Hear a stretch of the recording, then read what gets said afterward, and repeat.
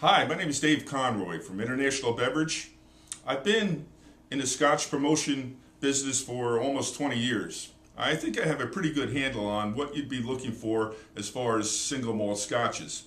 The big difference between blended scotches and single malts is that there is no grain involved in single malts. And there's a certain harshness to the grain product.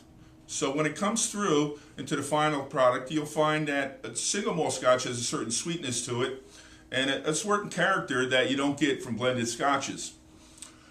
Now, when you talk of Scotland and single malts, there's probably about 500 that make their way here to the United States.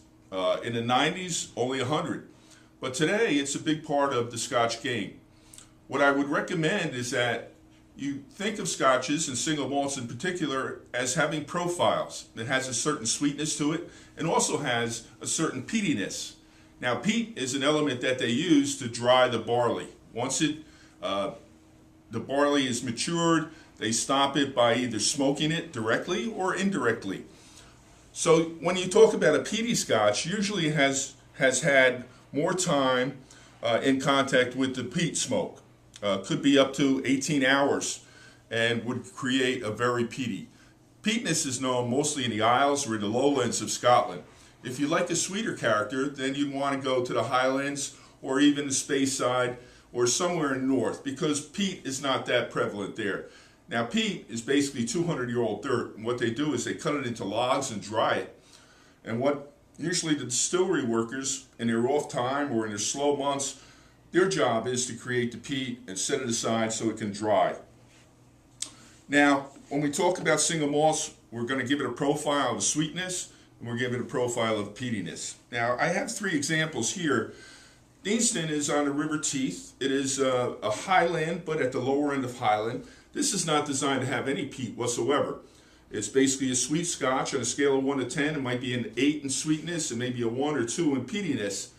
But this is a very friendly, and this is an unchill filter. The difference between unchill and chill filtering, they found that over the years, everyone chill filtered. And basically it's a pipe that chills between the actual cask and the bottling line. What they found is that they were losing a lot of enzymes and oils and the things that really add character to scotch. So a lot of it was done basically to have a clearness when you added either water or ice to single malts. Today, they think that the way to go is on-chill filtering, and by that, we mean that it doesn't chill. Yes, it will turn cloudy when you add ice. However, it usually comes out a little higher proof, about 92 proof. So, as we move further south, we get to the Isles. Now, there's the lowlands, which are synonymous with peat, but the Isles, is Bunnahabhain, that comes from the Isle of Islay. Islay is synonymous with peaty scotches. There's 7 distilleries on the Isle. However, they refer to Bunnahabhain as the one that doesn't belong in the Isle because it's spring-fed and the water doesn't have contact with the peat, unlike a lot of the others, the Lafroigs and Lagavulins, Ardbeg, and some of the other more peaty versions. The water oftentimes is brown when it gets to the distillery, so it has that peat already built into it. However, Bunnahabhain can control the peat by either smoking. The water doesn't come in contact with the peat. As you move about 90 miles up from Islay is the Isle, actually 3 Isles. You have Skye, you have Jura, and you also have the Isle of Mull. The Isle of Mull has 1 distillery. They make Tobermory for the 6 months a year, and then they make a product called Ledaig or Lechaig. Lechaig is a scale of 1 to 10, is a 9 in peat and a 1 in sweetness. You'd find that the profile for Tobermory 10 is probably about a 6 or 7 in peatiness and maybe a 4 or 5 in sweetness. So when you come to the store and you're looking for a single malt scotch, I would think profiles.